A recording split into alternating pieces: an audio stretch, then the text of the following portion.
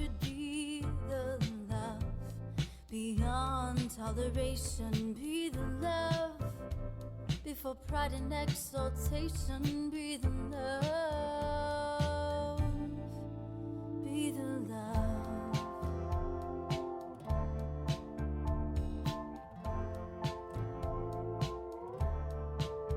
Be the hope.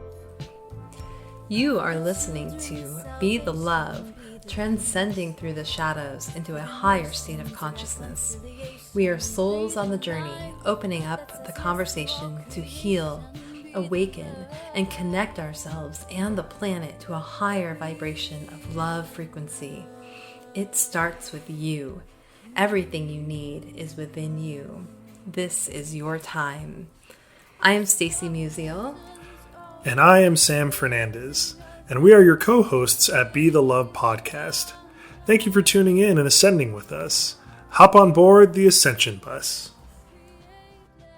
Hello and welcome to another episode of Be the Love, transcending through the shadows. I am Stacy Musial. And I am Sam Fernandez. And we are your co-hosts and souls on the journey. And if it feels safe for you, I'd like to begin by inviting you to get centered with us. I would like to begin by inviting you to take a beautiful cleansing breath in through your nose and out of your mouth, releasing anything that is keeping you from being present in this now moment. And take another deep breath in through your nose, breathing in calm, peaceful, loving energy. And breathing out anything you are ready to release. And take another deep breath in through your nose, breathing light and love for yourself. Breathing it in through to all of your cells and all of your organs, into your entire being. And breathe out that light and that love and send it to all of humanity. And remember that you always have your breath to come back to.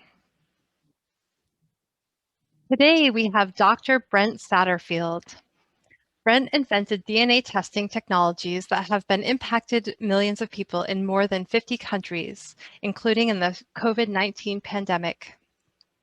Following multiple experiences with heaven, he became a student of consciousness, faith, and experiences of God in cultures around the world. He has achieved mastery level in matrix energetics, Theta Healing, Reiki, and other healing modalities, in addition to studying the techniques of Native Americans, Hindu miracle workers, and Christian street healers. Brent is the author of Faith to Produce Miracles and Bringing Heaven Home.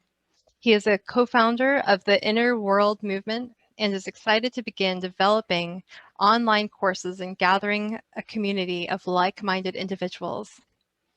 Welcome, Brent. Thank you so much for being here today. Thank you, Stacy. It's great to be here. Really great to have you. And so let's just dive in and how, tell us a little bit about how you went from being a DNA scientist in global health to working with energy healing, studying with Hindu miracle workers and beyond.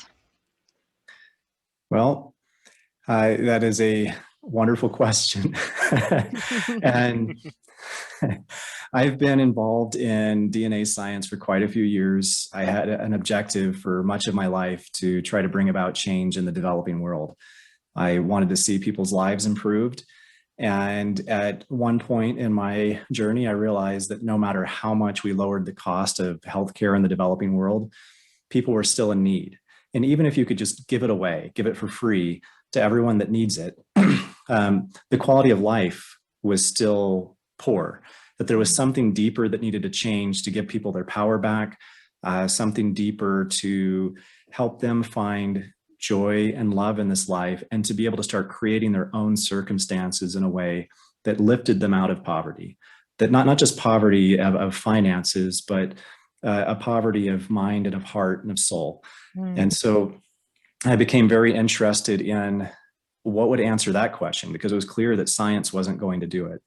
I started asking deeper questions, and I started to have experiences with the other side, similar to near-death experiences, where I'd find myself in the presence of the divine and experiencing a love that was beyond anything that I'd ever known in this life, that just completely undid all of my logic, all those years of training as a PhD, all the logic that's developed. And then you experience this thing that is so much bigger, and suddenly find yourself realizing that it's not that your whole life's work was for nothing, because it's still impacting people. I mean, millions of people, but that there's more, that we have a bigger legacy as humanity than what a scientist can ever accomplish. Yeah, it seems like, as of late, a lot of scientists are coming forward with their kind of spiritual beliefs. It seems like that way back when, science and spirituality were completely separate from each other, and scientists were very, if I can't see it, touch it, smell it, create it, whatever, it doesn't exist, right? And it seems like nowadays, more scientists are tapping into more spiritual things. I've heard about, some scientists that are questioning the Big Bang Theory now, and are turning it more to like a spiritual kind of awakening of the earth, So I was curious, for you, how does science and spirituality intersect and coexist harmoniously now? I think that answer has changed over time.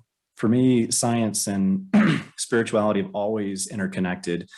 I mean, even for me, where I have a conservative Christian mindset background, I'm coming out of that state where, people kind of go to church and they look at the Bible as the way that things are. But even back then, I would always think that the earth and everything in it was a more accurate Bible than the Bible, because it was something that had been written without humans translating. And so if scientists could correctly interpret the earth and what was in it, we'd have a better account of what happened and why it happened than any scriptural assessment. And so I always did see that interconnection between science and spirituality, but it's grown. As the field of quantum sciences has become more prominent, it becomes really easy to start connecting the physical world with the spiritual world. This whole idea that consciousness does affect matter. And even before I really got into studying the quantum physics and the mathematics of it, I was very interested. I shouldn't say very interested. It's that I had experiences on the other side where I was shown these correlations. And that's what developed my interest in the quantum physics, to say, oh, wait a minute, there's actually a science for what I was shown on the other side. And this is beautiful. And then to discover that there are people all over the world in different cultures teaching these same concepts, these ideas of manifestation, that what we put into our heart goes out into the light and is returned to us as we send it out. And that's exactly what I was shown on the other side. That sounds really beautiful. So really seeing that there really isn't a separation, that the science is proving the unseen worlds and what we've maybe felt, but now we can actually prove through the science of it. So I'd like to dive a little deeper into your newest book, Bringing Heaven Home. Tell us a little bit about that, what led you to write that book, about the awakenings that you had. And I know you had a couple experiences you talk about in the book. Can you tell us a little bit about those experiences? Sure. So as I have journeyed from the scientific side of things to the spiritual side, there have been a series of experiences I had with the other side, like I said earlier, similar to near-death experiences, where I found myself out of my body, experiencing the divine. And, at first they seemed to conform somewhat with my Christian background, but as I continued to have more experiences, they took me into other cultures, into other understandings, and to see a much bigger picture about how global religions fit together, about how culture fits together, about how all of these things work together in creating a global awakening. And so, but for me personally, the decision to write the book, it wasn't the experiences themselves. It was this process of awakening. It was this process of understanding that what we were going through, the understanding that we're coming to as individuals and as a society, it's bigger than any one experience. It's bigger than any one culture. There's more to it. And so I wanted to add to the narrative that's in the world right now on the subject of awakening. So can you dive a little bit deeper into that? Tell us about what is awakening? What does that really mean for people? So awakening has to do with coming to a deeper understanding of what and who we are, what and who God is, or the divine, what and who others around us are, this relationship between all of these. And for the most part, it is a deepening inner awareness where we come to realize that we've been living inside of a shell of understandings given to us by society, by our families, by those around us, of what we are and what we're supposed to think about ourselves, and more specifically, what we're supposed to feel about ourselves in different scenarios. And it's a whole host of programming that very few of us ever stop to analyze. But in any given day, each one of us goes through hundreds of emotions. And any given moment, we may be experiencing multiple emotions and moving from one to the next in very rapid order without understanding, where do these emotions come from? How are they affecting my behavior? How are they affecting the life that I'm living? And even deeper than that, how are they affecting the opportunities that are showing up for me? Sometimes we don't connect the way that we feel about ourselves with what's showing up in the world around us. And so this process of awakening is becoming aware of all those inner emotions, becoming aware of those inner programs, and becoming aware of the synchronicity between those inner states and the world around us. And so awakening involves the awareness. It also involves the understanding, the comprehension that heals those spaces and allows the world around us to change for the better. So can you talk a little bit more about that? It sounds like really looking and diving deep at those programs or that shadow work that a lot of us have been, that we have coming up. Maybe it's the old patterns of trauma or the depressive patterns or something like that. So what has your experience been with that, and how do we truly heal those patterns? So in my upbringing and all the kind of church indoctrination that I received, there was this thought that there is a lot of judgment.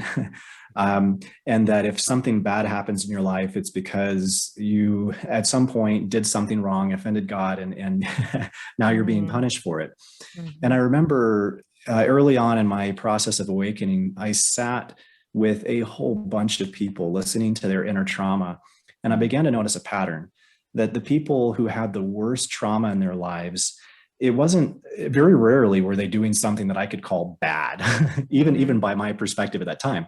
And more often than not, they had trauma that happened to them, when they were 2 or 3 years old. And then it was just this repeating cycle that went on and on and on. And so part of this awareness is waking up from the guilt shame culture that says that what's happening to us is because somehow we're unworthy or we're unloved, because it just isn't true. In fact, my experiences on the other side, the biggest thing that hit me right at the beginning and then continuing forward was that there was never any judgment. It didn't matter how badly I felt like I had messed up in my life and my family or in any other space, or, how badly I was treated in different situations. When I would get there, there was the experience of absolute love, absolute acceptance, and it completely undid my entire way of seeing the world, the way of seeing religion, the way of seeing God, and just because it was inconsistent with what I'd been taught, completely inconsistent, and because it was just this absolute acceptance.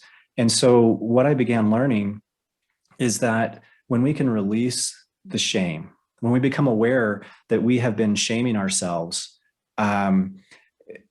we can realize that the shame isn't helping us evolve. It's not helping us as individuals. It's not helping us as a society. We can understand why we've been shaming ourselves. It's almost like a bat that we're hitting ourselves over the back with, trying to force a certain behavior. But it doesn't work. It never works. And if you can really look deeply, you'll see that it doesn't work. And if you can look deeply, you'll also see that it's inconsistent with the nature of what life is, really is. And that if we can accept ourselves as deeply as the divine accepts us, if we can love ourselves as deeply as the divine loves us, we will free ourselves from all of these hurts and these shames. And we'll have the capacity not only to believe differently about ourselves or feel differently about ourselves, but to create a different life. And that's not just with our hands, but everyone that I have seen who has let go of this idea that they're unworthy and they've embraced a love, an absolute love and self-acceptance, the things that show up in their life change. It starts to reflect this idea that they are loved, that they are worthy. They've always been loved. They've always been worthy. You know, I really, really love everything you just said. And, you know, like you and I kind of discussed a little bit before the show, I was also brought up in, you know, believing that God is a vengeful God, that God will punish you if you don't listen to your parents, or, you know, if you don't get straight A's in school, or if you don't eat your vegetables, or whatever. But yeah, I think, you know, you're completely accurate that, you know, we all have had some sort of trauma happen to us, you know, and the trauma can go back generations, sometimes even lifetimes, you know. And it really resonated with me too, that when you were having your, you know, your communications with divine, that you realize that God is love. You know, that God is not vengeful, God is not hateful, God is not spiteful, you know, that God is just pure, unconditional love. And, you know, if God has that kind of love for us, then we have that kind of love for ourselves as well, because we are made in God's image, right? We are pieces of God. And also in the first part of your book, you do talk about how God is love. So, and I know, you know, my opinion about that, but can you talk a little bit about what this does mean and how we can tap into this power beyond our ego, beyond, you know, the spitefulness, beyond the things that we're telling ourselves? Yeah, can you just kind of go into a little bit more with that? Sure. One of the difficulties with any religious group, and I'm not just referring to Christians here, but any religious group saying that God is love or the divine is love, is the word love itself. Because when we communicate with each other, we're using words, which words we have attached understanding to based on our experiences. So if I say love, every person listening to the show has a completely different understanding of what that word means, based on the experiences they had with their parents, with their caregivers, with their teachers, with society, the TV shows they've watched. Like, all of those things go into creating an experiential understanding of the word love. And I can tell you that none of those things have any bearing on what that word means in a heavenly state. And so for me, I've had several experiences, and in each one, there has been the presence of this feeling that is so intense, this absolute acceptance, embracing, envelopment, safety, like a sense of everything has purpose, makes sense, is there for a reason. It all comes together in such a way that it felt to me like my soul was on fire, and it felt so intense. The joy of it, the absolute envelopment of it was so intense that it felt like if my body had been there, the molecules in my body would have literally melted, would have come apart at the seams. The atoms couldn't have held together. And that joy kept growing. It was one of these things where I would be led through one veil after another, where there would be another explosion of this intensity, as if in the moments before I'd never felt it. And it just kept getting deeper and deeper. And even after this experience, I was led to understand that I'd only felt like a drop in an infinite ocean of what there is to experience, to feel, to understand. And the bliss wasn't the love, right? But it was there. It was accompanying it, because the love was so intense. There was also bliss. But the love was this absolute acceptance, this space where there is no fear whatsoever, because there is one understanding that there is nothing you can ever do to fall out of favor, to fall out of grace, to fall out of acceptance. In fact, everything in the heavenly space, rather than judging, it seemed like this opposite thing of it was trying to release me from my own judgment. And so the idea in the book, this whole thing of bringing heaven home, is this recognition that to have heaven here in the earthly state, in our bodies, we have to go through a process of awakening where we realize the pain and the suffering we feel is not obligatory. It's not God-given. And that as we come to recognize the source of it, as we understand it, we can release it. And we can begin to feel some of that heavenly joy and that acceptance here. So I've gotten completely off focus from what your question was. I don't even remember what it was. It's something about love. Well, that's okay. I was, just asking, how is God love? And I think, you explained it so well that, that we all have a different perception of love based on, how we were raised. Some of us, we believe love is through abuse, unfortunately. Some of us, we believe, that love is through neglect. And there are some of us lucky ones that believe love is through nurturing and through, like mentoring and, things like that. But yeah, so you definitely did answer my question, and you answered it very well. But one thing that you did mention is you brought up heaven. And, I know for some people, when I was growing up, heaven was, God was the guy in the big bushy beard, and heaven, was in the clouds, and the angels were playing the harps, and that kind of stuff. And I know some people still believe that, and there are some people believe that, heaven is what you make of it on earth. That heaven is that you create your own heaven, that heaven is on earth. It's not when you die, it's here and now. So I want to know, for you, what is heaven for you? Is it, a physical place that you ascend to? Is it actually a place, a state of mind, which you touched on a little bit already? So if you could continue a little bit on what is heaven, and can people create their own? That's beautiful. And so, no, I don't believe that heaven's a place. I do believe that when we are in that state of mind, that state of being, that there is a place that we experience, but that is incredibly individualized, fortunately. And if it were not, it wouldn't be heaven, because, some people, they really like the Northeast with all the cold and the culture and everything there. And that's just not my favorite. I would prefer a beach somewhere. And so if we all got the same heaven, it would not be heaven. And so the good news is that heaven is the state in which you are loved absolutely and completely in the way that your heart unlocks to its maximum extent. Now, what that looks like for you is going to be totally different than what it looks like for me. How you experience it's going to be different than how I experience it. The big thing is that we are enveloped by loving intelligence that will do everything to help us awaken, to help us experience the fact that we are loved now and we are loved always. And so heaven is both a future concept, a concept that we can awaken to, but it's also a concept in the present moment, because it's something that we are creating even now, that through our experience, we can become sufficiently aware that heaven is not a future concept, but something here and now. And I'm not just referring to, wow, I had a nice day.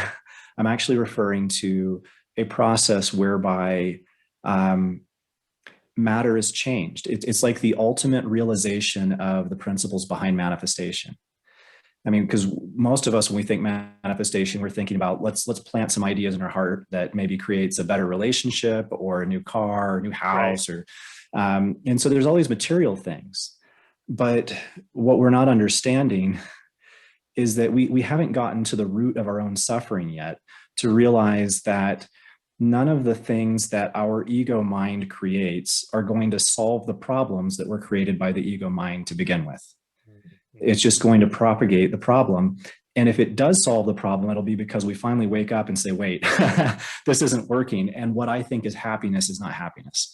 And so there is a point of surrender where we realize that we don't have the capacity in our ego mind to solve the maze, to solve the riddle, to awaken on our own, and where we start to surrender to a higher intelligence. And we allow the manifestations that are actually our highest joy, the manifestations that are actually love itself, to start to flow through us. And we do see changes in the world around us. We see changes in our physical state. We heal from different circumstances. And it's not what we would have chosen the day before, but there is learning, there's understanding as we awaken and we realize there's something far more beautiful than staying in the same state that this world has been in for thousands of years. Mm-hmm. That's really beautiful. I had a lot of things come up with that. There's a lot to unpack there. But one of the things that really stood out to me was, okay, so yeah, like, because I think we have that, we've always that idea that heaven is outside of us, but it's really within us, and it's what we create within, and being able to tap into that, maybe that present moment. And I know at one point we the quantum field was brought up as well. And so how would one tap into, well, would you equate heaven to the quantum field, and how do we tap into that to really go into our deepest healing and experience that kind of love that you're talking about? So when most people describe heaven, they're talking about the experience of it. So really what we're describing is the return of awareness to what already is. And this is the whole idea of awakening, is that we are becoming aware of something that has always been there. We're starting to penetrate the illusion. We're starting to pierce it, to see things as they are. And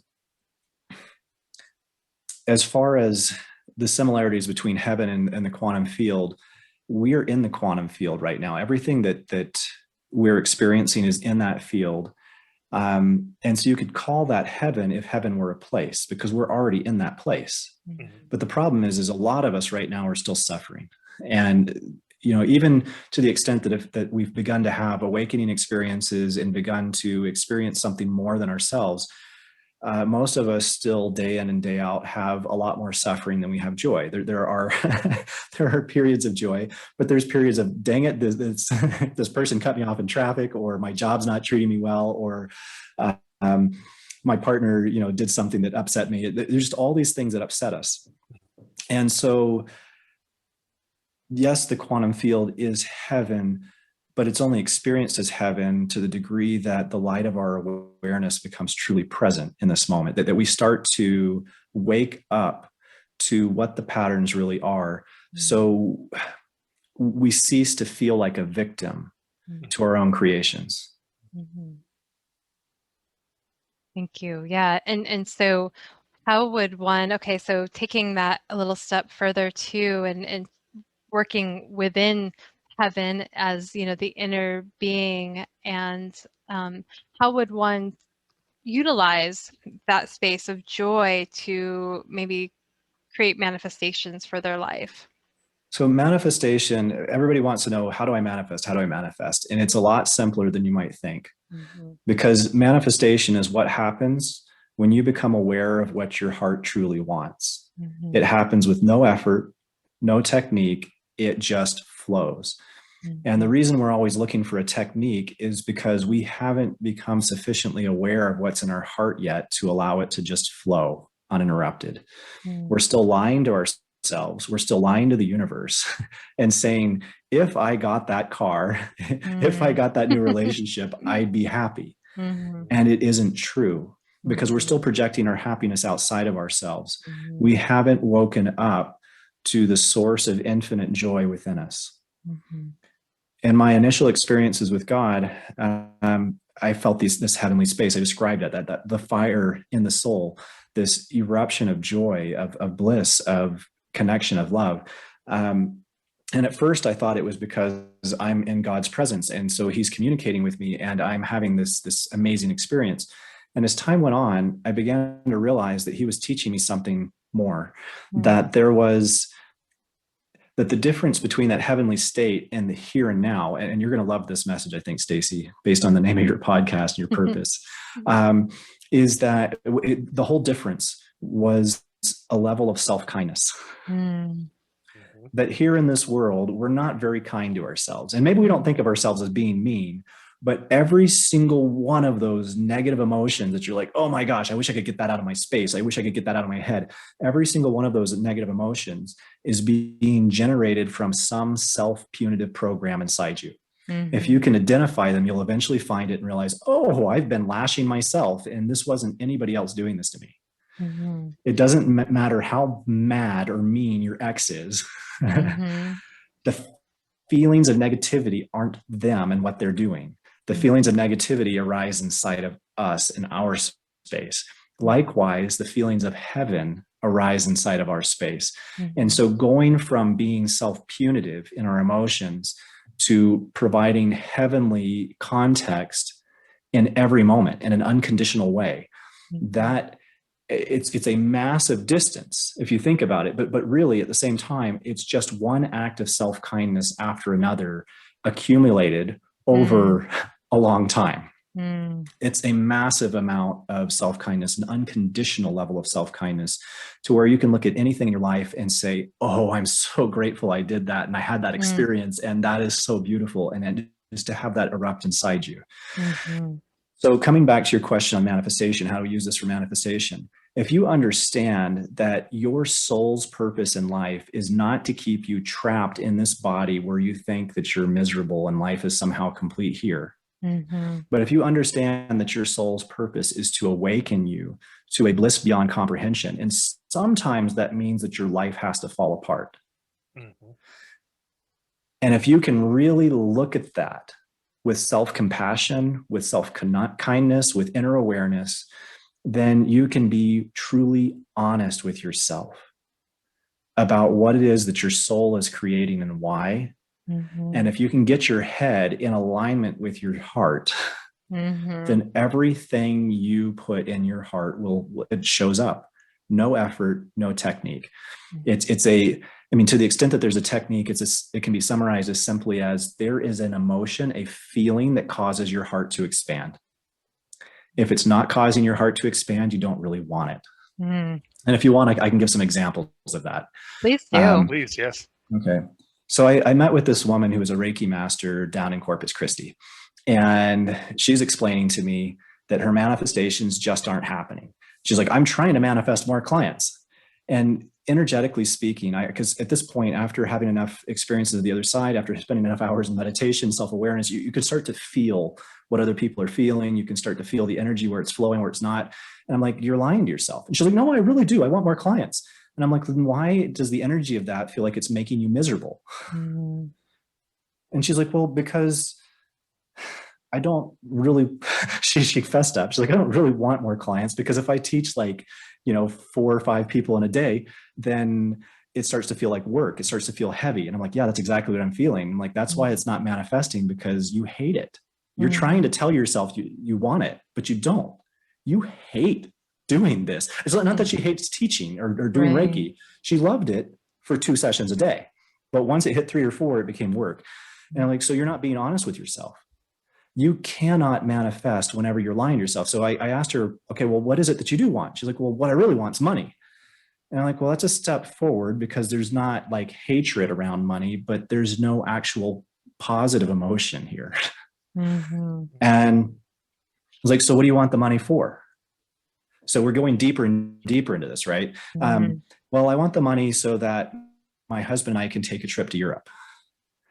And now, for the first time in everything she said, it went from complete BS to neutrality to now there's a heart expanding feeling. Yeah. And we cannot manifest when we're trying to bullshit the universe. It doesn't work. It doesn't matter how many times we repeat it to ourselves and put it in the mantra. If we are lying to ourselves and the universe, it's not going to happen. Because the law of manifestation has to do with a joy that causes your heart to expand. So if you're not feeling that, get back in your space and get honest with yourself. What is it that would cause your heart to expand? What is it that would cause you to feel love for absolutely no reason other than you are loved? And the second piece of this, the manifestation technique, if there's a technique, is just as simple. It's letting go. And people fight with the letting go thing day in and day out. And the reason they can't let go is because they haven't done their healing yet. They're still in a space of need. I mean, if we talk about like the car example again, of like, I want this car. And we're so fixated on having the car because we still think our happiness is outside of ourselves. It's the moment when you do the internal healing and become aware that you're whole without that thing. Mm-hmm. And for me, a lot of times this happens by having a deep meditation. I'm envisioning having that experience. And I envision it to the point that I mean, there's tears coming out of my eyes. And I'm coming out of it saying, thank you, God, for letting me have that experience. And all of a sudden, I no longer care if it happens in the real world because I have felt it so deeply in my inner space that it's like I just went to a buffet. I am fed, I am stuffed. And the idea of food right now just makes me sick. Mm-hmm. So there's no need to experience it anymore in the physical world. So letting go happens without trying because we have healed our inner space. Mm-hmm. So if you can have an experience where you're thinking about something that really causes your heart to expand, then you know that you're not lying to yourself. Mm-hmm. And if you can allow yourself to go into an inner state and feel it and experience it until all the parts of you that say that you're not worthy let go, and you feel that release inside, again, your heart's expanding, there's joy. Letting go is not, there's no technique to it. It just happens. So it's almost like the description of the techniques and manifestation aren't like so that you can go out and do it. Mm-hmm. It's just these are the signs that show up when you're in that space, when you're doing it. And it happens all the time without us thinking about it. But it's just a matter of we want to bring our conscious minds into connection with the heart. So we feel like we're participating, we're contributing, but you got to be honest with yourself. Absolutely. That's really just beautifully said, because I think, there's a pattern that I've seen, just with, with that, the shame and guilt cycle that you were mentioning, and just the feeling of worthiness and going through, some of that healing and recognizing that we are all deserving, we're all worthy. And it's when you tap into those deeper feelings and start to heal those things and are going beyond our cultural norms or our cultural conditioning of what we feel like, what we've been told we can have, or what if there's enough of this or enough of that, including love, right?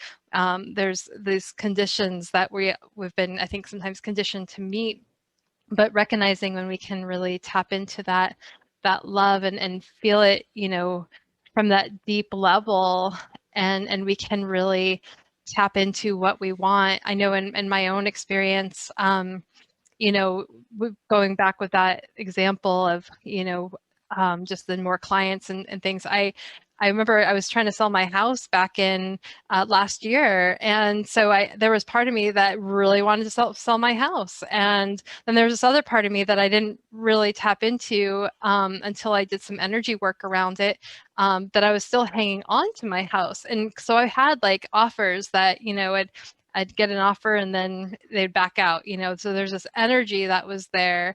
And then I realized there were some things I was still holding on to.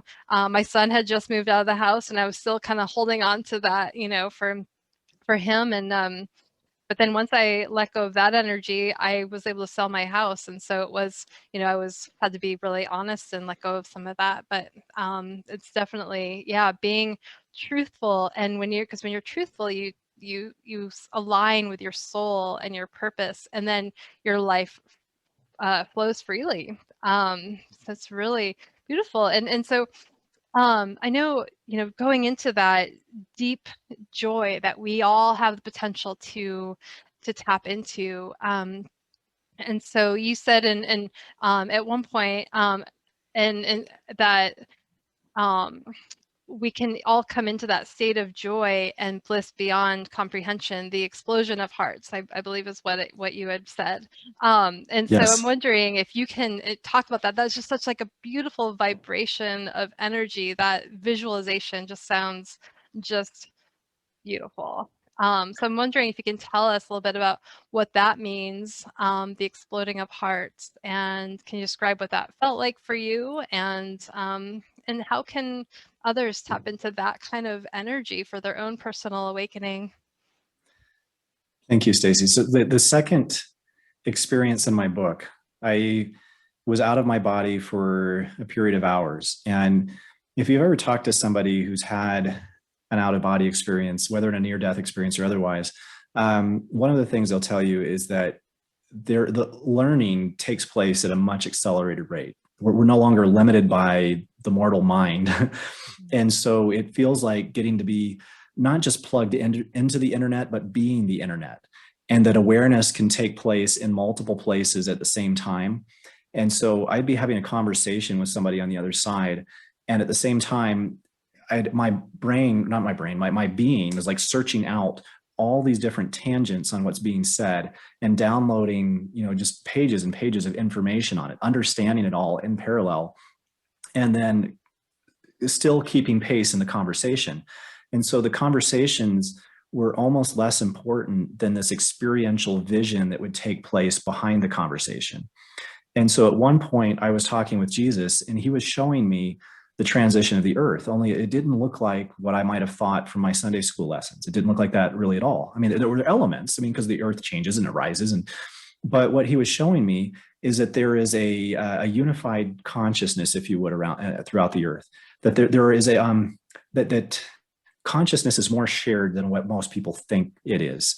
And so all of these beliefs we're talking about, these self-punitive beliefs, they're shared by humanity.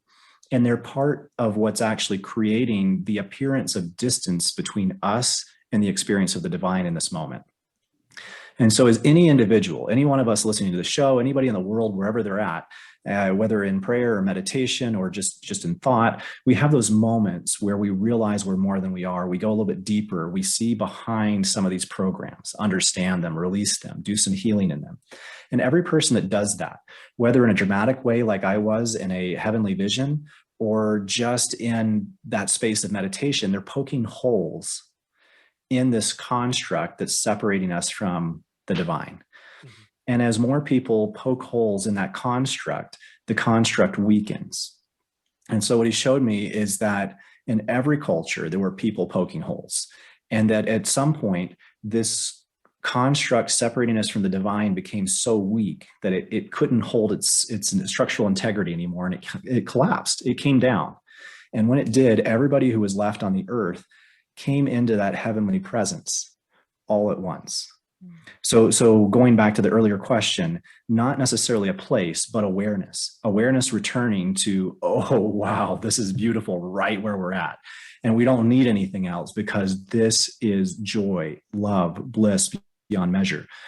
So to me, what it looked like, that experience of my soul on fire, so intense, where all of the molecules were melting. And as I would come through another veil, there'd be an explosion taking me that much higher in joy than what I'd just been in. It was a feeling like the whole earth did that.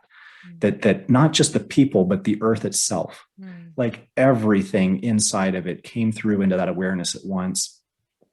And what I also saw is that there were people across the face of the earth who had done enough purification that they were not just aware of their own joy, their own immense love, but they were feeling empathically, if you would, and it's beyond empathy. It's more than that. They were feeling everybody else's joy too. So it became exponential. It amplified. That sounds just beautiful. And so when and can you tell me or tell us how one could potentially really tap into that energy of feeling that exponential bliss? So right now, each and every one of us have an invitation.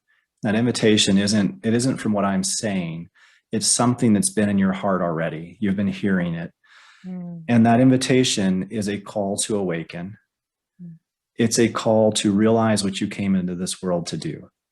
We're part of a generation which is intended to see through the illusions of past generations, to see through the veils created by the different religions and societies of the earth, to connect with something much deeper. And so the question is, which of us are going to start listening to that inner voice more than we listen to the voices of the world around us, more than we listen to the voices of our family, of our society.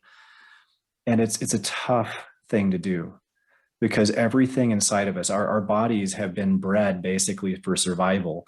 And so when you start thinking in terms of awakening, you're looking at a deeper intelligence which has an interest in something beyond survival. So all of these survival programs of keep your head down, stay low, don't make waves, they're all going to get challenged. And none of us are exempt from that process.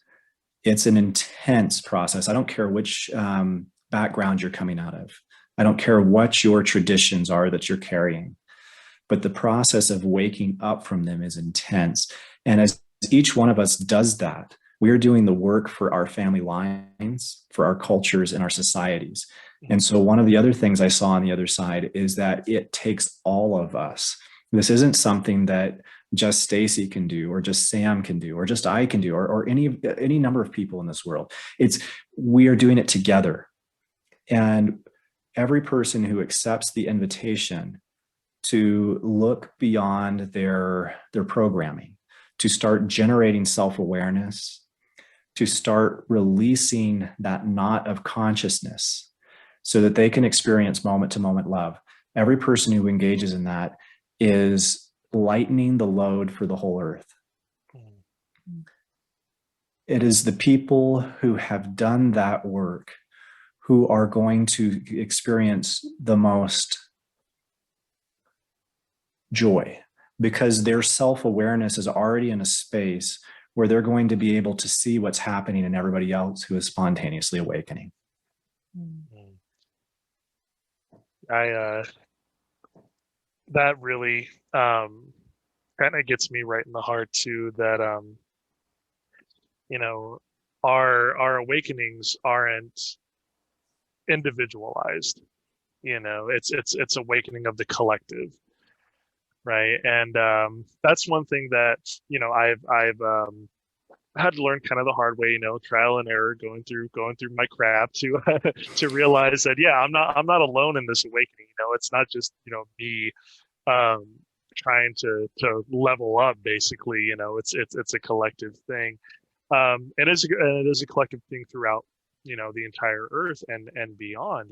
So one thing though I do want to ask you, in your book you do mention the key of awakening, heaven on earth, requires perspective of both the East and the West. What exactly do you mean by that? So there are a lot of pieces to this puzzle. And each one of us are kind of gathering and sorting through the pieces that we've been given by our ancestors and by our culture. But for the earth as a whole to arise, for the whole thing to come through, we need the pieces of all the cultures. And one of the things that I experienced on the other side, this was a shock to me, because I've always had the mindset that, like, okay, there's one divine experience, and whether that's like a Christian mindset or a Western mindset of you come into a presence of the external God and there's like a physical heaven there, or whether it's an Eastern mindset of we dissolve back into the light and the bliss and are just in that space, that it's going to be one or the other, that you can't have multiple things going on. And when I first started having these experiences, each one was so intense, so comprehensive, that you'd come back feeling like, wow, I saw it all, and this is the truth. But then after you have a few of them, you realize, oh my goodness, I have no idea what's going on. And it's just so much bigger. And so then you're trying to piece together these puzzles, or these puzzle pieces, and to realize that heaven didn't look at all like what I was expecting. Instead of being just a place or an experience, it was like a collective. It was all of these different ways in experiencing. And like the old Hindu parable about the 6 blind men and the elephant, where the blind men encounter an elephant for the first time, and they're arguing with each other and saying, an elephant's like a tree trunk. It says the one that's touching the leg, and the other one's got the tail. Like, no, it's not. It's like a snake. And the other one who's got the tusk is like, no, it's like a spear. And they're each arguing with each other, and it's their own experience that makes them all the more blind. And what I was seeing in these experiences of heaven is that it was one of the reasons that religions argue with each other so much is that they are having real experiences. Sometimes we discount them because we're like, that's not my experience, so they've got to be wrong. And that's part of the problem, is we can't put all the puzzle pieces together as long as we're discounting very real experiences that people in the world are having. And each one of those cultures, it's almost like they're safeguarding a particular perspective of heaven, particular perspective of the divine that is necessary, or I shouldn't say necessary, but incredibly helpful, but maybe it is necessary to piece the thing together. So I almost compare it to like the parts of a car where, the Buddhist experience of the divine, it's a process of releasing all narrative, personal, global narrative, and entering into a space where it's narrative free. And it feels a little bit like the clutch of the car where you can put it in neutral.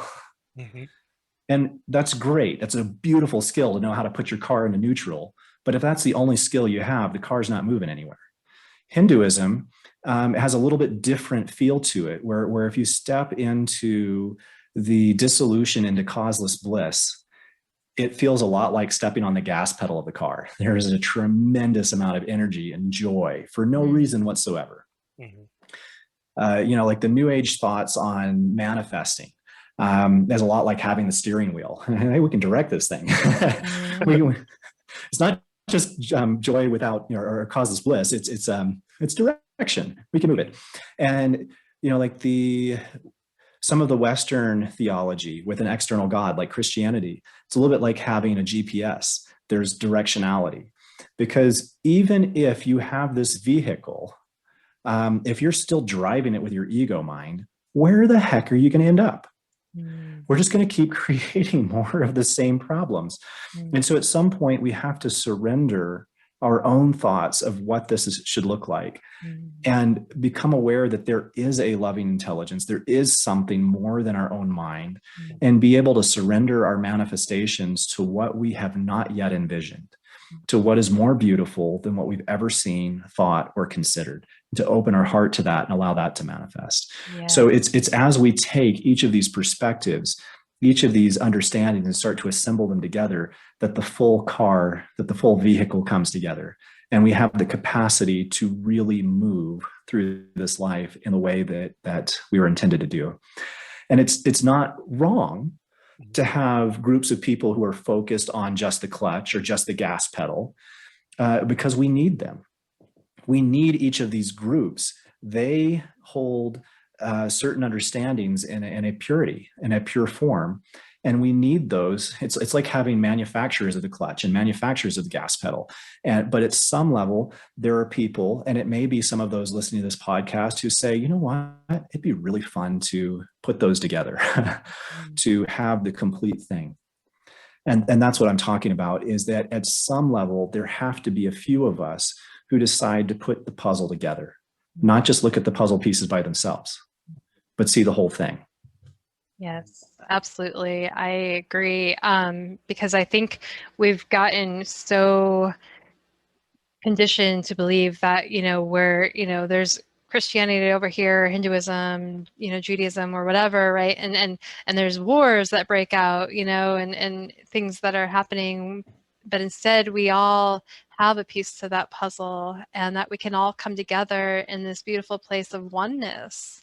And so I think, when we are in that three-dimensional duality where it's either or, I'm right versus you're wrong versus, that creates so much friction. But when we can really come into that place and say, okay, well, maybe like we all have a piece of this, and how can we help our world ascend?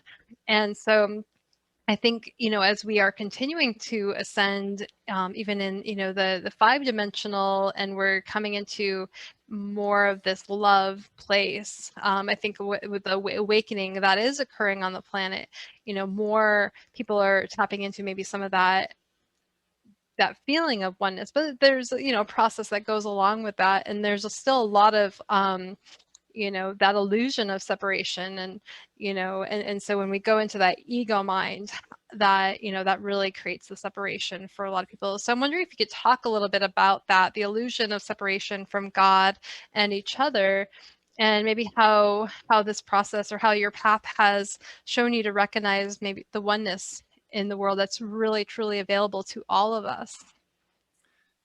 There is an evolution in human thought.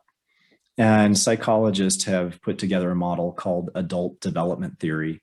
And it's this idea that as we progress, we go through different ways of relating to ourselves and the world around us. And it turns out that it also affects the way that we relate to the divine.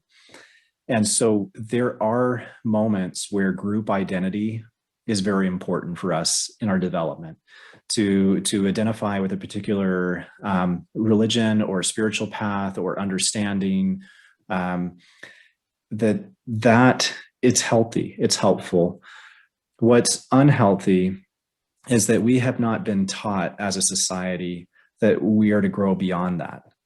That yes, unite with your particular group, but then let's move through it. In Christian tradition, the book of Revelation is commonly thought of as this vision of what's going to happen when the world goes from 3D to 5D, right? And in that, there is a city, which is a city of one heart and one mind. And the city has 12 entrances to it, 12 paths leading into the city. And the understanding that I've been led to have is that each of us unites with our particular group. The way that we feel the most love and experiencing the divine. And I don't care if that's Hinduism or Buddhism or Christianity or you name it. It doesn't matter. What matters is that you are honoring what's in your heart, that you are learning to experience what you came here to experience, that you are loving yourself, that you are loving others, that you're providing space for yourself to have this experience, and in doing so, providing space for everybody else to have theirs. But there is this thought that once we come through the gate, once we begin to experience unity within our own group, that we have the capacity to continue to develop, to experience unity with those of other mindsets. So it's not something that we necessarily have to do all of it today. It's like going through school. You don't start with calculus on day one. You start just with what are the numbers? And then you learn how to add them, subtract them. And it's a gradual process where you move through this. And so the idea of becoming one with everybody today, it's a little bit like trying to dive right into calculus on a spiritual level. We have so many programs inside of us that they don't allow for us to just jump in. So honor the space that you're in, honor where you're at, and we develop unity one person at a time. We develop it within our families, within our social group, within our community. Start there, start small. Learn how to love where you're at. Be patient with yourself. Because, there are those moments when people do things, you're like, I can't stand that person. Now, we know that at some point we reach the point where we comprehend in such a way that there is this absolute love and acceptance across all groups and political parties and so on and so forth. But today, see if you can start within your own. Start where you can, and start with unity in your own heart. Because you can't be one with other people until you can love yourself. You can't be kind to other people until you can be kind to yourself.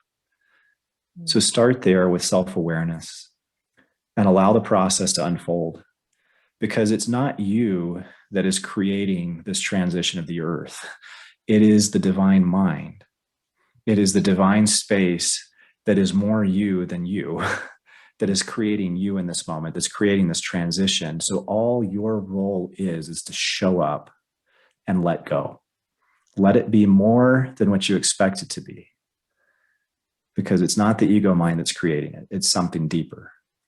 And if we can all just have a little bit of that, and it's not even all of us, but I mean, just in the limited context of groups like this right here, where we're having this conversation, if those listening can just become a little bit more aware, surrender just a little bit more of their own thoughts to this deeper joy, that has a ripple effect across the whole of humanity.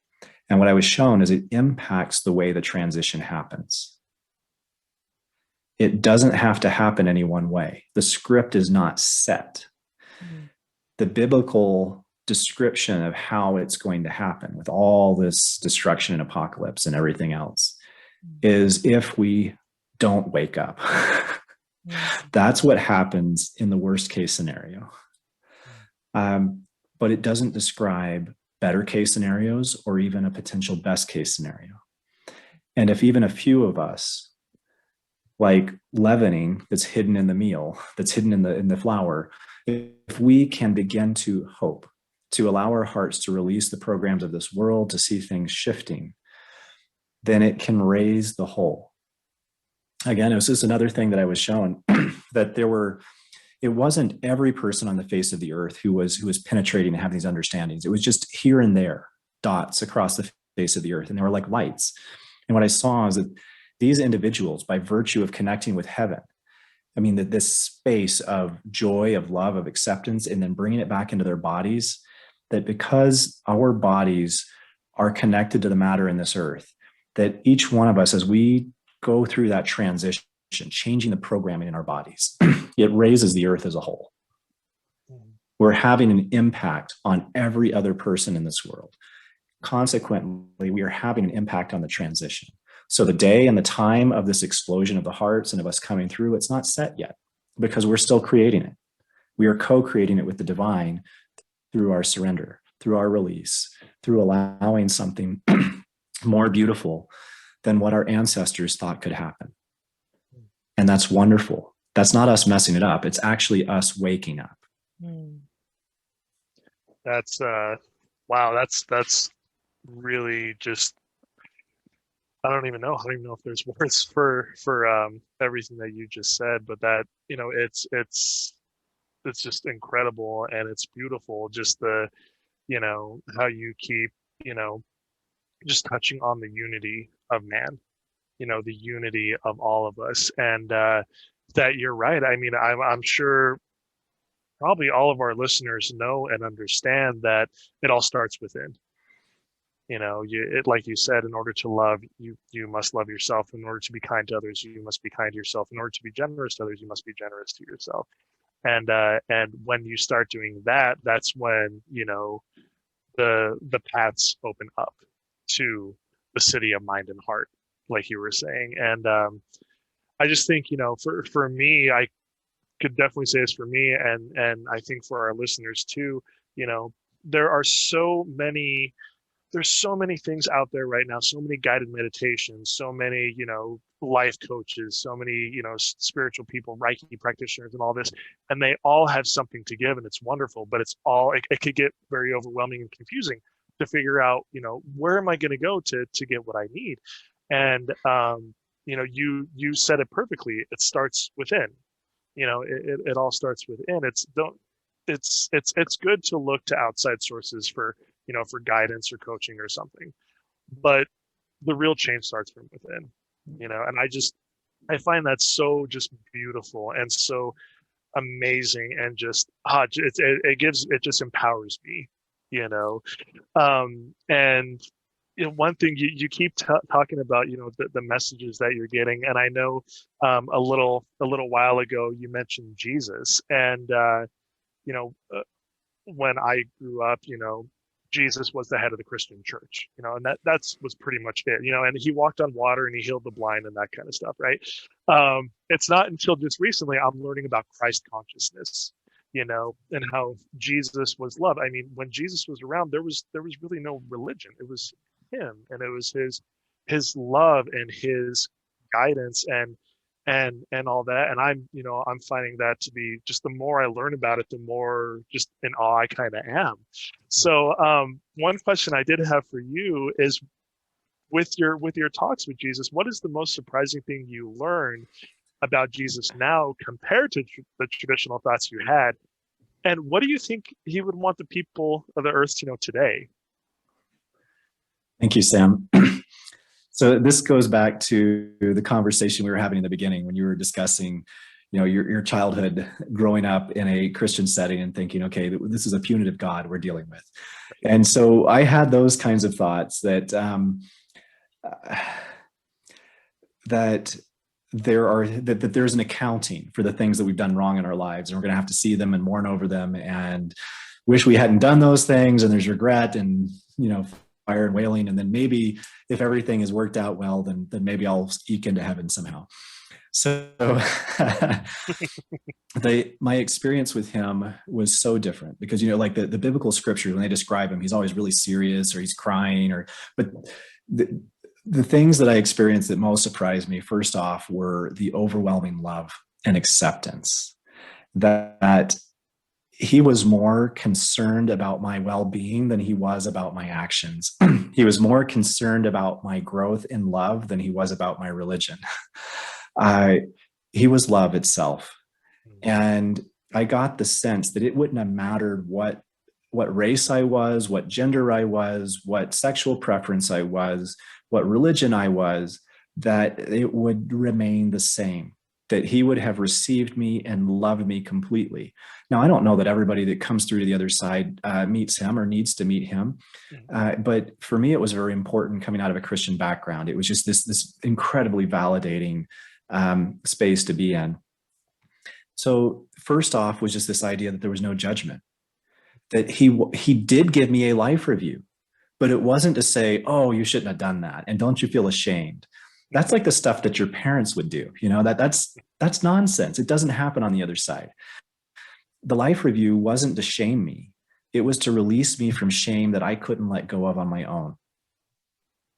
Because you're in that space feeling so much love and so much expansion. And he's like, let me help you feel more by letting go of these anchors that are still holding you down. Let me show you how I see it, so that you can see that not only were these moments that you thought were catastrophic failures, unfixable, not only were they not bad, but they're actually something in them that forms the underpinning to the beauty that's unfolding in front of you right now. Like there was meaning in them. And if you could take any moment in your life and say, thank you, God, that I had that experience, it's the one that you hate the most. I'm not even kidding. Seriously. So that was one of the first big things, is no judgment whatsoever. Completely undid my understanding of religion. The second one, I think, with him was he laughs. And that his laughter is healing, amazingly healing. It just has the power to take away all of the pain and the shame and everything else and dissipate it in just a moment. And so God laughs. Humor is beautiful. Heaven is happy. And then as far as something that he might say to the world today, or might want to say, is that you're loved. It doesn't matter where you are at in your life right now. It doesn't matter how much society has shamed you, or even religion in his name has shamed you. You are loved. And that there is room for every person, every path, every understanding. That they're all important and they're beautiful. They're all understood. Yes, absolutely. It comes back down to, recognizing our humanness. We're here to learn, we're here to grow, and we all make mistakes, and I think when we take our humanness out of it, that's where that shame and guilt comes from. And like, we're not, and then those hidden things, and, we hide things that we're shameful because until we start opening up these conversations and say, oh yeah, well, I've felt like that before, or, I've experienced this, but, it's always been hidden, from our view, because there's all that shame. But when we can bring it up and recognize that no matter the mistakes, we are love. That is our true essence. And so that is just a beautiful message. Yeah. It's the feeling that there are no mistakes. The only Mhm. mistakes are the ones that we refuse to learn from. Mhm. And we Love that. refuse to let go of the shame on. Mhm. And even at that point, when we refuse to learn from, it's at some point we recognize that it's good. It keeps coming up, right, It for a does. reason, and then we It does. finally, say, "Oh, maybe I should look at this." Hopefully, and As everyone, eternal beings, there are no mistakes that we don't eventually learn from. So there are no mistakes. right. Absolutely. That's really beautiful. Thank you so much for sharing all of that and just being here today and sharing this beautiful message of, that love. And I think, it validates, it's very validating for people to really, hear that we are all at our essence, at our core, at our humanness, just being alive is, reason enough to just know that we are loved. We don't need Yes. anything beyond that. Um, so thank you. So Brent, tell our listeners how they can find you and what you're currently working on right now. So any of the listeners that want to read more about the experience that I've had, some of the observations in that process of awakening, they can get my latest book, Bringing Heaven Home by Dr. Brent Satterfield. It's on Amazon. It's paperback and Kindle, and hopefully it'll be available in audio form soon. To follow what I'm doing, they can find me at innerworldmovement.com. Also on Instagram or Facebook, Inner World Movement.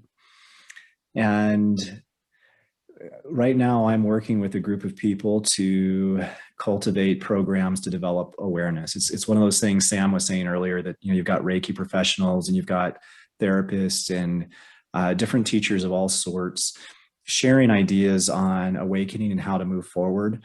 And we're doing the same. It's just because, where people are looking for a place to start to develop self-awareness, to gain tools to be able to work through some of those processes. And we're hoping to offer a little bit more of a multicultural perspective, to give more different kinds of tools, different kinds of options, different kinds of perspectives. And what I would say to anybody that's just wanting to go down that path is just to reiterate what Sam said. Start inside and listen to your heart. All too often, in the path of ascension, we start looking to other people, and other people can help, but they can never be a substitute for what the light inside of you is saying. And any time that you start to put somebody else in place of the light inside of you, you'll find yourself off on a path that isn't exactly where you wanted to be. So just stay aware of what your heart's telling you. And if that's to connect with us, wonderful. We'd love to hear from you. If that's to be somewhere else, go there. Learn what you're in this life to learn. Trust your heart. Trust your soul, your heart. I love it.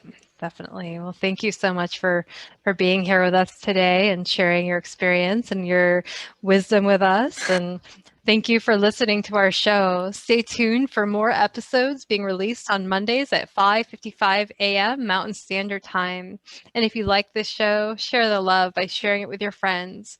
And if you'd like to support the work that we're doing, please consider making a donation to our show by visiting our Patreon website at patreon.com/Be the Love Podcast.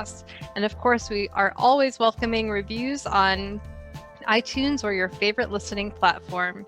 And until next time, love yourself, love each other, and love the world. We love you guys. Thank you. Love you guys. Thank you. Take care. We'll talk to you later.